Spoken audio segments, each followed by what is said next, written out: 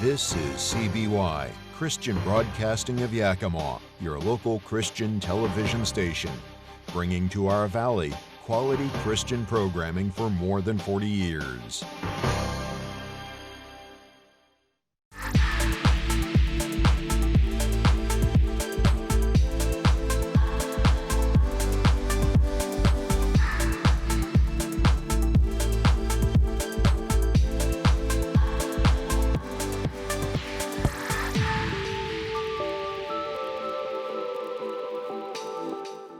Hello, thanks for joining us for Good News in the Valley, your local Christian news magazine. Now first you'll meet a local candidate who's running for the Yakima County Commissioner District 3 position. Stay tuned to find out why you'll want to support him. Next we'll be providing families with ways to celebrate the harvest season with various events throughout our valley. And then finally, we'll close with a video. Our feature story is Steve Saunders, candidate for Yakima County Commissioner District 3. Steve's a husband and grandfather, a former Washington State Patrol trooper, an Army veteran, a Green Beret, and a true patriot who has an impressive record of service to our country.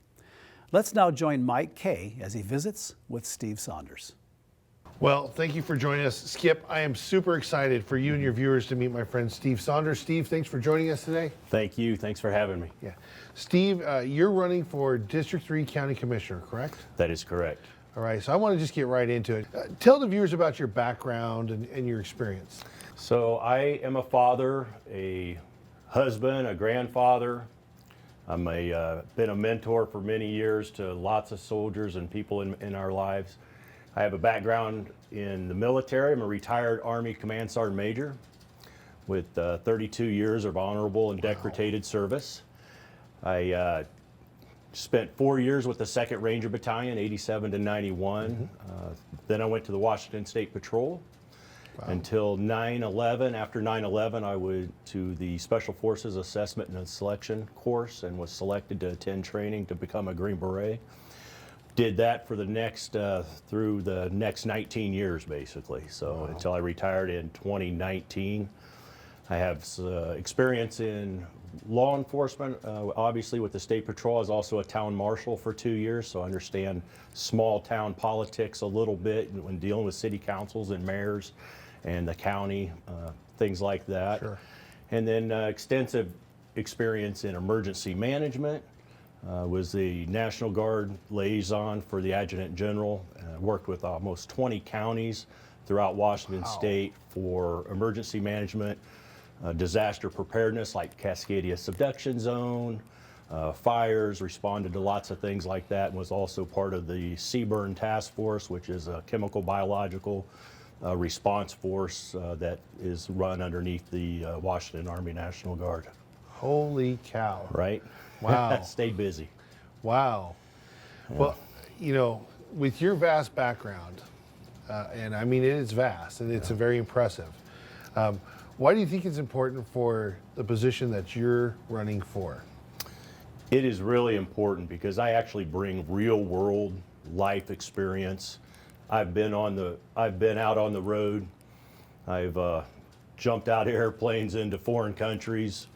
I've led and trained countless soldiers, police officers, mentored lots of kids. I also had a stint with DSHS with juvenile corrections, so role modeling for juveniles, things like that. The experience I bring is real world experience. It was life and death experience. We had to train, select the proper people to be on our teams, do appropriate planning, and then execute missions wherever it was around the world.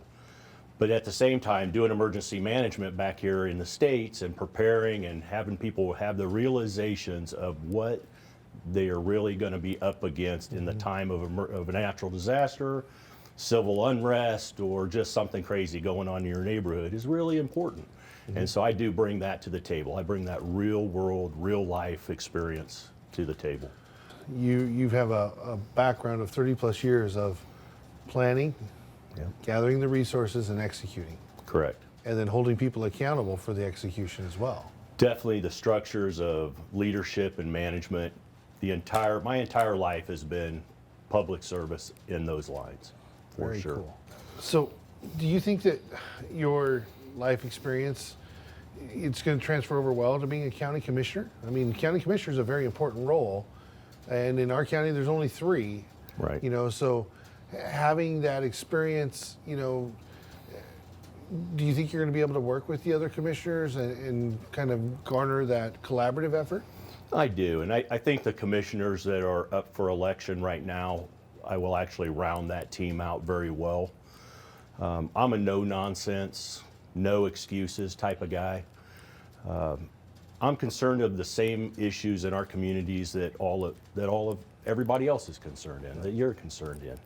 And the way to get down and really get after that is to be forward and collaborative, work with teams, build teams, and go from there. And I have a history of doing that, and I know that that's where the success lies ahead. That's great. So let's fast forward a little bit. So let's say Steve Saunders gets elected county commissioner. What are 3 areas of focus for you right off the bat? As soon as day one, that's going to be your top 3 things. It's definitely always been public safety and safety of your families, your neighborhoods, the country. Public safety is critical. The law enforcement background makes me really understand what law enforcement's dealing with out there. It allows me to understand the courts, the prosecution, how that all works, speedy trial, how detailed cases need to be, and also now, unfortunately, what law enforcement's dealing with so much is having their hands tied by the legislator. Really, you know, everybody wants to point fingers at the chief of police or the sheriff isn't doing this and that, but really what we have to do is work collaborative as a community to tell the legislators that the restrictions they're putting on law enforcement are endangering our neighborhoods. The other thing is property rights. Property rights, everywhere I go talking to people, property rights is a constant issue. You know, the planning department won't allow us to do this, and they're violating my constitutional rights on that, on and on and on about property rights, which also turns directly into the government putting their hands in your pocket. The easier way to say that is, you know, the government can stay off of our properties and out of our pockets. And that is definitely key. And then wasteful spending. I mean, sometimes enough is enough. You know, no more excuses. There has to be matrices in place that say this program is successful, this one's not. We're wasting our money doing this. We need to refocus our money on prevention and education instead of consequences, etc. So we really have to take a deep look into that and quit wasting the taxpayers' money. Yeah, right. So I want to go back to the public safety. I mean, I know one of the hot topics is that, you know, whether or not our sheriff's department is funded at an appropriate level. And you as a county commissioner would have a lot of say into that. So what's your view on that? Do you think our sheriff's funded at the appropriate level? It appears that their manning numbers are way down. You know, granted, the sheriff's department and the sheriff himself cannot do all the work. It takes a collaborative effort with all the cities to really chip in and work collaboratively, fuse intelligence. Basically, you have to, if you're going to go after a criminal network or an organized crime, you can't just work in stovepipes on your own. You have to work collaboratively across the county and across the state and with federal agencies. So, but yes, the deputies and the county sheriff's office should be at a higher, they need more numbers. They really do. You know. I agree. I mean, I'm really impressed with our sheriff that he's able to protect the county as well as he does with as few deputies as he does. Correct. This is a big county. Very big.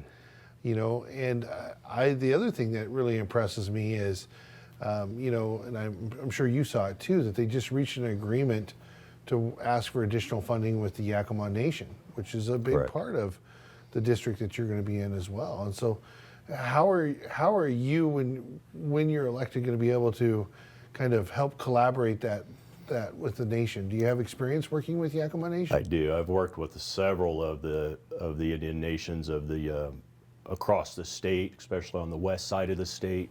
I've worked with Yakima Nation here in the past. It's once again, it's about it takes real leadership and some people skills to actually build relationships, and that's where it all starts. Understanding cultural boundaries and things like that, it's a must. And if you don't partner, you don't understand who your stakeholders are, if you can't put everybody at the same table and talk things out, then you're really just wasting your time. Sure. So let's move a little bit further ahead. So you've been elected, you're county commissioner, you're at the end of year one. What, for the viewers and the voters that are watching, what does success look like at the end of year one for Steve Saunders? We have to focus, once again, on public safety, education, focusing our efforts in the right direction. Building those teams, those partnerships, the collaboration, because I don't have all the answers. You know, Steve Saunders does not have all the answers, but I think the answers are out there collaboratively working together. That's really the key. If we are building those within the first year, really identifying the problems, understanding our shortcomings, and putting people first, their life, liberty, pursuit of happiness, justice for all, not wasting their money, bringing morality back to our communities. Those are really the key things. And, you know, does that all happen in 1 year? No, but that's the ground, that's the basis for moving forward. And without that, building that trust back in the community and community collaboration, cooperation. I mean, it takes churches and nonprofits, elected officials, you know, across the board. That's what it's going to take to get us in the right direction. People can't just say, you know, I'm not snitching, which means I'm not telling on my neighbor. Like, you have to be involved. There has to be some peer pressure within your neighborhoods. There has to be neighborhood watches, iWatch, Crime Stoppers. Those are all effective tools, but they're not effective if you just pull your drapes shut and say, I didn't see anything, you know? So, Steve, you said something there I want to drill down on. You said bring back morality. Correct. What does bring back morality look like for Steve Saunders? Bring back morality. I mean, I believe in our faith. I believe in the Constitution. And there's too many special interests out there that are diverting money and out for themselves and filling their own pockets. It's really unfortunate, but that's a morality issue all in itself. But the morality with our children, and, you know, we have a melting pot of people that go to our schools, for instance. And those children, some children are being taught manners and have morality in their homes and have a good foundation, and other families don't. They don't have good role models in their families. The only place they can possibly get that is at school, but then unfortunately, a lot of times in our schools, that's not being taught either. The morality is skewed. You know, is it public schools anymore, or is it government schools? And the indoctrination and that you can only think this way is not acceptable. You know, parents are the primary stakeholders. They have the responsibility of their children. Those parents, those grandparents and brothers and sisters, uncles, neighbors, they see when the children aren't acting appropriately or when they don't have the right role models in their homes. And we do have to get back to a faith-based morality. Those moralities come from our biblical beliefs. So what I'm hearing you say is that Steve Saunders is a under God type of guy. One nation under God. And it should be indivisible. Right now, we're not seeing that. We're not working together, we're not partnering, and we're not standing shoulder to shoulder and locking arms. We need to look towards God, and we need to look towards the Constitution that was based on those Christian Judeo fundamentals, and then we'll be heading in the right direction. Amen. Okay, so let's take another little step forward here. So let's say it's November and people are filling out their ballots. What does a vote for Steve Saunders ensure them when they check that box? I would rehash a little bit of what I just said, though. It is liberty, freedoms, morality, team building, justice for all. And really, we need somebody in office that helps hold that all together with other elected officials and other organizations to make sure that we're moving in the right direction. I am definitely the guy that has stepped up consistently throughout my entire life to be the guy that steps up and goes out front. Somebody's got to do something. Who's it going to be? Let it be me. You know, that's why I'm running. That's why I'm here. And I'm the one that will be able to stand up and say, no, that's not correct. I'm going to call you on that, and I'm not going to just bend and say yes for no reason just to get along. I'm the one that'll be there to put the right people in the right place, make the proper decisions for the community, and then make a decision and move forward. So what would you say is the real fundamental differences between you and your opponent? I think it's experience. He has the experience in office for the last 2 years, but if that's the case, why are things not getting better? Why are people not happy? And if you can't come in and get the job done and build confidence within the community that we are moving in the right direction, then you should support somebody else that can. Not only the incumbent, but also the people in the district and in the county. You know, you have to be in the Lower Valley District 3 to vote for me, but anywhere in the county, you can still support with prayer, financially, or just that moral support and coming down, helping doorbell and sharing the news of who we have the opportunity to put into office. I'm not a career politician, don't plan on being, but always part of leadership is training who's coming up behind you, who's the next leaders, building that bench so when something happens to me, heaven forbid, or get sick, you just never know. You have a bench established and built of other leaders that are identified that are in the pipeline to come up and take your place. That's really what it's all about. I'm the next leader. I'm the one that can step forward and make this happen. And so I'm really asking for people's vote to get out there and support me and help get the word out, share the news, share the flyers, and move forward. So Steve, what do you say to the conservative Christians that are saying, well, I don't like this candidate and I don't know the other one, so I'm just not going to vote? I think that's unfortunate. I think you should know. If you don't know the incumbent and you don't know the name and what has that person done for me or not done for me, then that's an issue. Then you don't have a relationship with your elected official. I want to have that relationship with the constituents. I am a PCO in my area. Precinct committee officers need to be involved at every precinct level and really be involved. Understanding who your neighbors are, and so that's the key. It's not just the special interest groups or this organization or that association. It's collectively across the board having that relationship and funneling that information up to your elected officials to represent you. We are a representative republic. Right. So, like I have conservative friends that are saying, like in, the race between Doug White and Dan Newhouse, well, I'm just not going to vote. To me, that doesn't make any sense at all, right? That's something that guys like you have fought for our right to be able to vote, to have a voice in it, all that other kind of stuff. Man, it just seems to me like we have a Christian obligation to vote. Right. Right? We have a say in who's leading us, and we have to get out there and vote. And I can't stress that enough to people is that, in your race, because you've said you're not a career politician. Right. Right? You're a relatively new name. I would really encourage people to pick up that phone and call you. Right. Right? Find out where you're at, meet you for coffee, whatever. Find out, you're a personable guy, you're easy to find, and find out where you stand on some of this stuff. Right.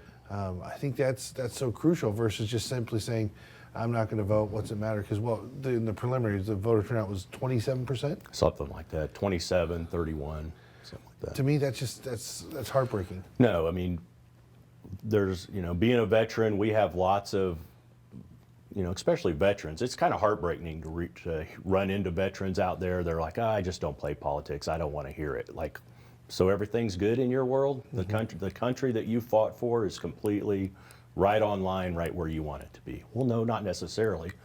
then you have to vote. You have to be involved. You have to attend meetings.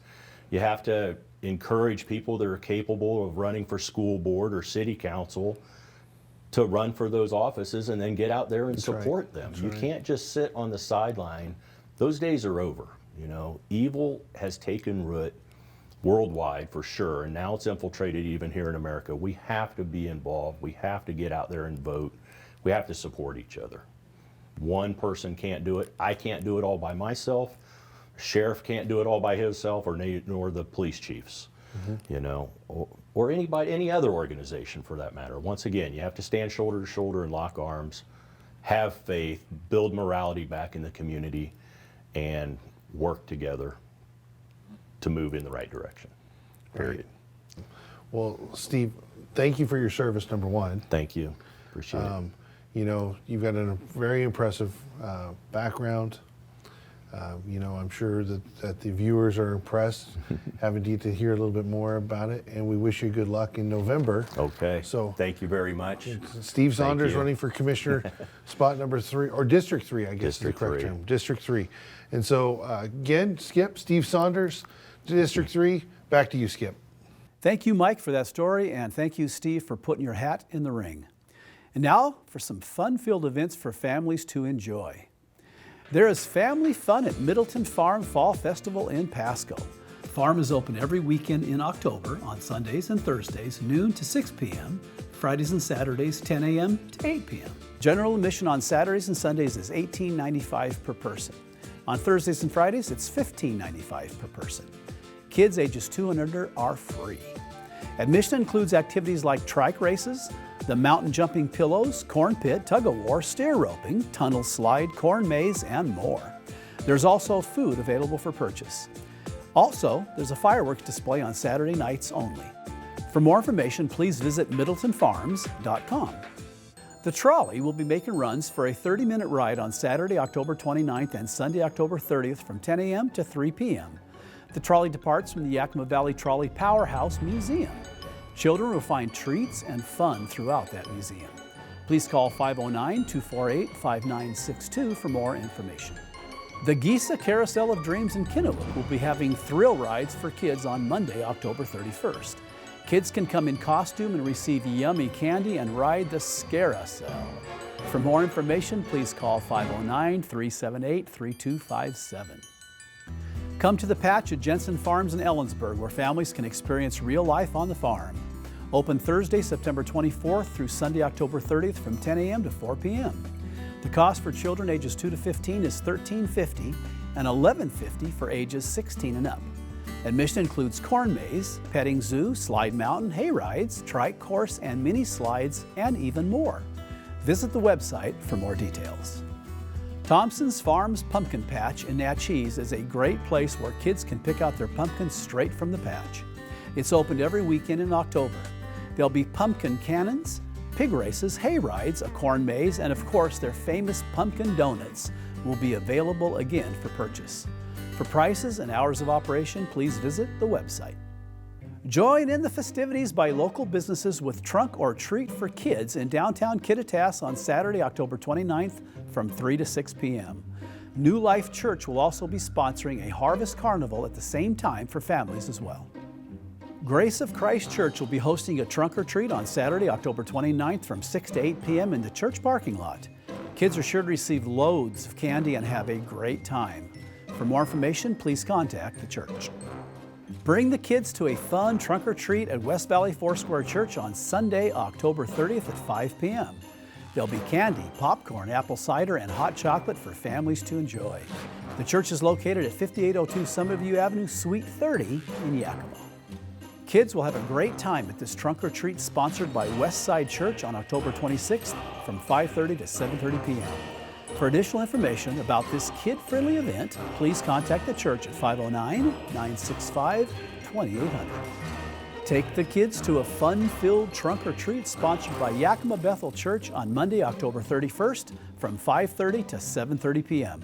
Kids are welcome to dress up in their favorite costume and head on over to the church for an exciting time. Plan a day at the Big Red Barn by visiting Washington Fruit and Gift Shop at Barrett Orchards during October. Hours open are Monday through Friday, 9 a.m. to 6 p.m., Saturdays, 9 a.m. to 5 p.m., and Sundays, noon to 4. Kids can pick out their own pumpkin and purchase delicious ice cream located inside the gift store. Fresh smoothies are also available for purchase. Families will have a great time at the Union Gap Corn Maze that's open on weekends during October. Cost for ages 3 to adult is $10 a person.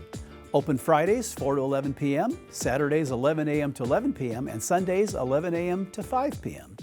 Fun activities include a 13-acre corn maze, pumpkin patch, fire pits, straw maze, photo stations, and so much more that's included with admission. Pumpkin chucker, apple cannons, and mechanical bull are also an additional cost. If you are looking for some harvest fun and building fond memories that you will love, the Pumpkin Festival at Billsbury Farm in Grandview is your place. The Pumpkin Festival dates are Thursdays, Fridays, and Saturdays in October from 10 a.m. to 6 p.m. All activities are pay-as-you-go. Some of those activities include apple slingshots, hay rides, apple scavenger hunt, corn maze, steer roping, pumpkin tetherball, and more. Food, soft drinks, and goodies like the warm pumpkin donuts will be available for purchase. Visit the website for more info. Get ready, kids, to trunk or treat on Monday, October 31st at Jim Sprick Community Park in Natchez from 5:30 to 8 p.m. Families can enjoy chili dogs, caramel apple slices, hot beverages, a costume and pumpkin contest, and hay rides. There'll be a prize for the best trunk as well. Downtown treating will be available for kids in historic Prosser on Monday, October 31st. The Prosser Chamber of Commerce, along with the City of Prosser, will host a family-friendly and safe event in the heart of their community for children. For more information, please call 509-786-2399. This treating event and Harvest Fest offers children a spectacular, fun, and safe event in downtown Ellensburg. Kids can dress in costume and visit local participating businesses on October 28th at 5 p.m. and on October 29th at 7 p.m. For more information, visit their website. Families, come and enjoy this trunk or treat in the parking lot of Heights Foursquare Church on Monday, October 31st from 6 to 8 p.m. There'll also be free hot dogs, soda, or bottled water. For more info, please call the church.